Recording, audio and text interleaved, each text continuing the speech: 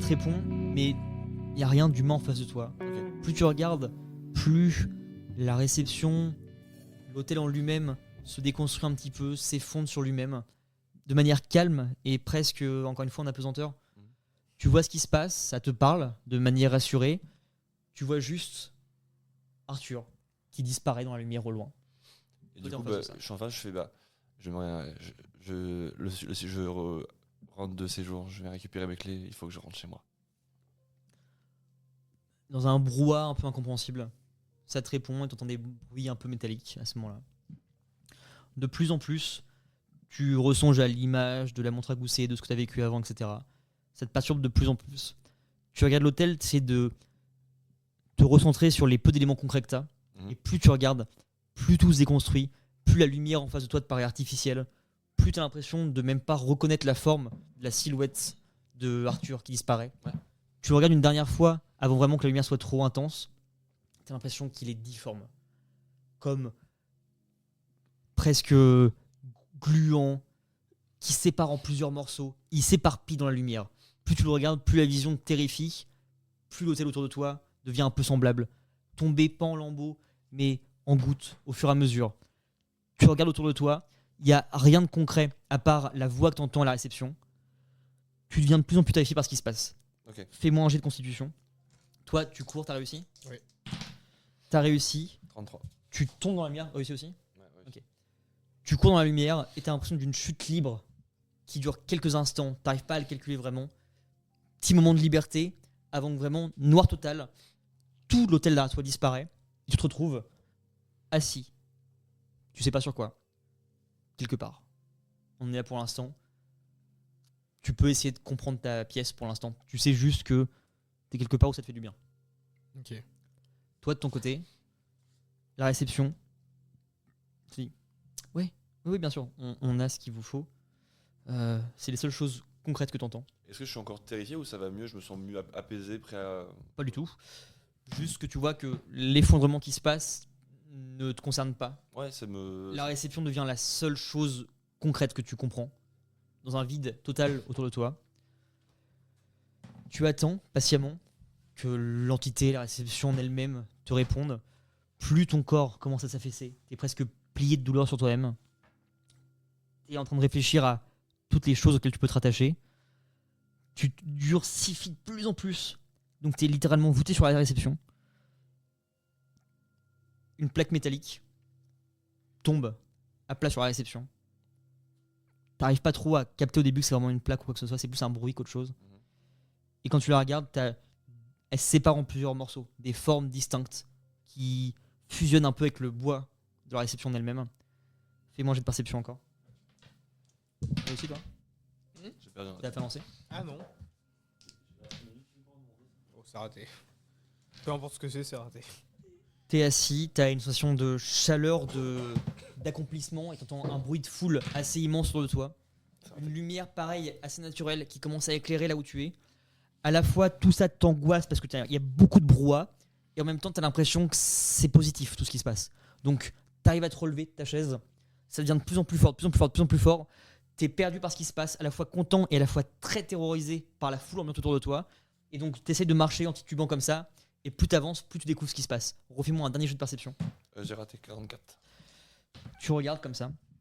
Tu vois sur la réception une arme à feu posée. Tu la regardes de plus en plus. Sur la gauche, t'arrives pas à comprendre, t'as l'impression qu'il y a des gouttes de couleur un peu grisâtre, noirâtre peut-être. La réception qui fond en même temps que ces gouttes qui tombent peut-être du plafond ou du décor qui se pète la gueule sur toi. Plus tu regardes l'arme, plus quand tu la regardes, l'intensité de ton regard se plonge et ton cœur bat au rythme de ta montre à gousset. Tout cet écho que tu as connu au préalable commence à résonner de plus en plus fort. Ça sonne en toi. Okay. Tu as cette résonance entre l'arme, la réception, cette immensité de l'obscurité autour de toi. Tu la regardes et tu sens comme tes côtes qui tombent une par une. Tu commences à te vraiment recroqueviller de plus en plus. Tu as l'impression que tes jambes, ton bassin va fusionner avec ta poitrine. À ce moment-là, ta montre à gousset, ta poche devient brûlante. Tu commences à vouloir arracher cette partie-là. T'as plus de vêtements, elle est fusionnée à ta poitrine, elle est collée à toi. T'as qu'une envie, c'est de la retirer comme tu peux. À ce moment-là, quand tu commences à chercher une issue, tu vois qu'à côté du pistolet, il y a ces gouttes d'argent qui sont tombés dessus, qui sont peut-être un peu coagulés, qui forment une sorte de lame. T'es face à ça, t'as qu'une envie, c'est de retirer ce mal dans ton cœur. T'es coincé avec ça. Qu'est-ce que tu fais? Je pense que j'essaie d'abord la lame d'enlever le truc. Et si j'y arrive pas, je prends l'arme et je me tire une balle. Ok. Tu commences à prendre les gouttes coagulées. Fais-moi un jet de constitution. Toi, T'as réussi. raté de Raté. 55, c'est réussi. Le brouhaha s'intensifie. Tu vois ces lumières qui s'éclairent de plus en plus. Tu te retrouves en plein milieu d'une salle de musée, globalement, avec des œuvres d'art sur les côtés, une foule qui se balade, qui d'un seul coup se tourne vers toi et commence à t'applaudir. Cette sensation te met autant hors de toi que te fait plaisir. Tu plonges un dernier regard sur ton corps. Tu vois que sur toi, tu as toujours cette dague dans la main. Tu as une envie qui te traverse l'esprit plus qu'autre chose, c'est le calme. Tu veux le calme. Tu veux vraiment que tout ce brouhaha cesse. Et en même temps, l'accomplissement de tout ce qui se passe en face de toi, ça te paraît très familier. Tu es vraiment dans un cadre qui te rassure beaucoup, comme un accomplissement. Et en même temps, tout ce bruit t'angoisse. Ta peau commence à vraiment bourdonner. Tu as l'impression que tes yeux se ferment, que tes oreilles tombent. Tu commences à un peu baver et à essayer de comprendre ce qui se passe, la tête qui tourne. Tu relèves les yeux, la seule chose que tu vois, c'est vraiment des gens qui te regardent, tous dans les yeux, en souriant et en applaudissant. Au milieu de la pièce, tout ce qui était des espaces pour des œuvres, etc., peut-être des fossiles, des choses comme ça, s'écartent. Tu vois comme un puits sombre. Tu es en face de ça. Qu'est-ce que tu fais? Toi, réussi? Réussi, ouais.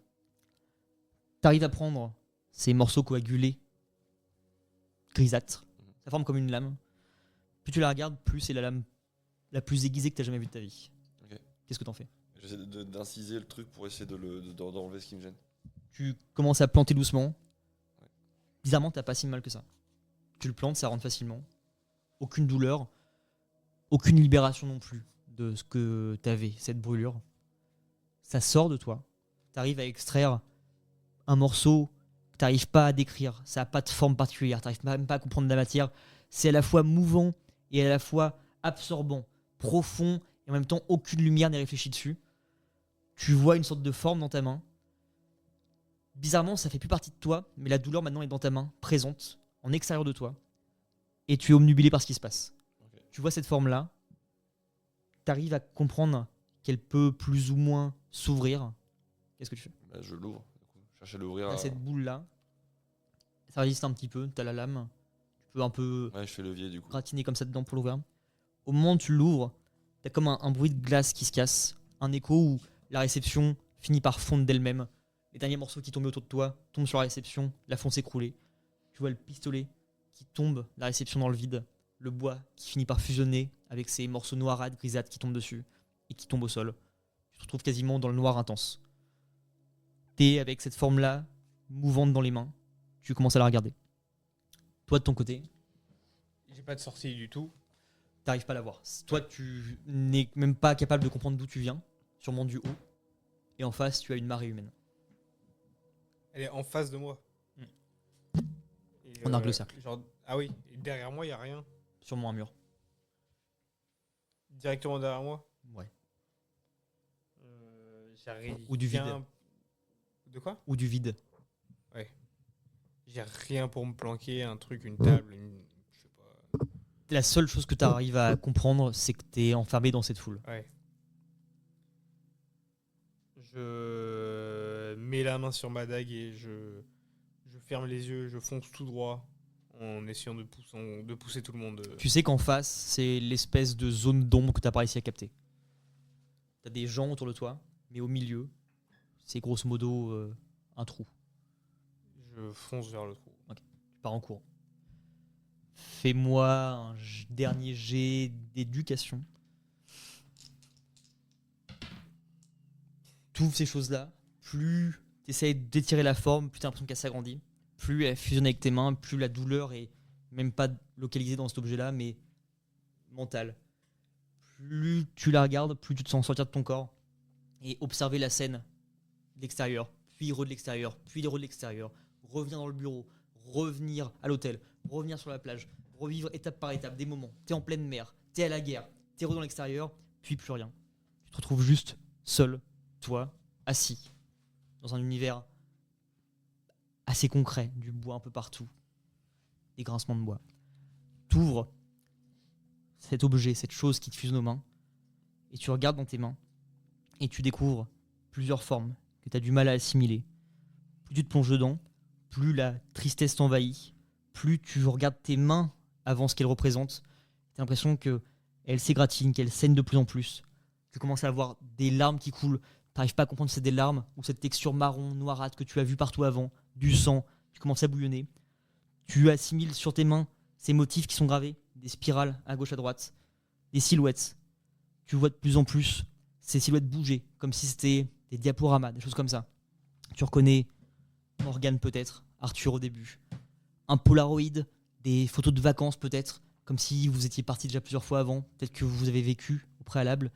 Bizarrement des photos d'aventures, de différentes enquêtes. Winfield, toi et Winfield, vous deux ensemble. Morgane à côté, un Morgane jeune, plus jeune que toi. Toi, Morgane, des gens. Une femme, un enfant, qui lui ressemble de plus en plus. Des photos sombres, très sombres d'un seul coup. T'as des pulsions qui te viennent en tête. Toi, seul, qui marche, animé par la jalousie, t'arrives devant le bureau. Tu sais pas si c'est le vôtre, autre part dans New York. Ça te paraît aussi concret que ça te paraît flou. Tu rentres, tu regardes dans ta main, t'as une arme à feu. Tu marches. Dernier regard, tu te perds, tes yeux commencent à fondre avec ton visage. Tu deviens de plus en plus petit, tu te recroquevilles sur toi, ton corps rentre en toi, tu ne fais presque plus qu'une tête au final. Tu vois, dernière image, toi qui ouvre le feu sur une femme. Vision d'après, une femme au sol. Tu relèves le regard, ton arme, un enfant qui ressemble à Morgane. Tu tires, noir. Toi, t'as couru. T'as fait lancer ou pas? Ouais, réussi. Tu plonges. Au moment où tu sautes dans le vide absolu, une sensation de bonheur qui t'envahit. Ton corps qui se déchire, mais t'as aucune douleur par rapport à ça. T'as l'impression que tu chutes éternellement, que tes bras partent, ton corps part, tout se désagrège au fur et à mesure. T'es pas un squelette, t'es une substance qui chute comme de la pluie fine, mais qui s'envole au fur et à mesure. Ton visage reste figé dans l'obscurité, en un seul morceau. Ton masque s'imprègne de plus en plus. T'as l'impression que seule cette partie-là reste éveillée de chez toi. T'as aucune douleur. Tu viens vers l'obscurité. Tu tombes. T'entends ces rires, ces tableaux, ces œuvres d'art qui disparaissent au-dessus de toi. Ton dernier sentiment, c'est comme un acte manqué. Tu repenses un peu à ces aventures, à quel point t'es peut-être parti trop hâtivement là-dedans, au regret des choix de ta vie, de potentiellement tes parents, tu les revois. Tu aurais dû les écouter, peut-être. Ils disparaissent. Tu revois des gens, cette foule autour de toi qui t'acclame, qui devient de plus en plus menaçante. C'est pas des gens bien habillés, tu pensais voir les aristocrates au début, de plus en plus ils sont en guenilles, encapuchonnés. Ils t'applaudissent. Tu sombres dans l'obscurité.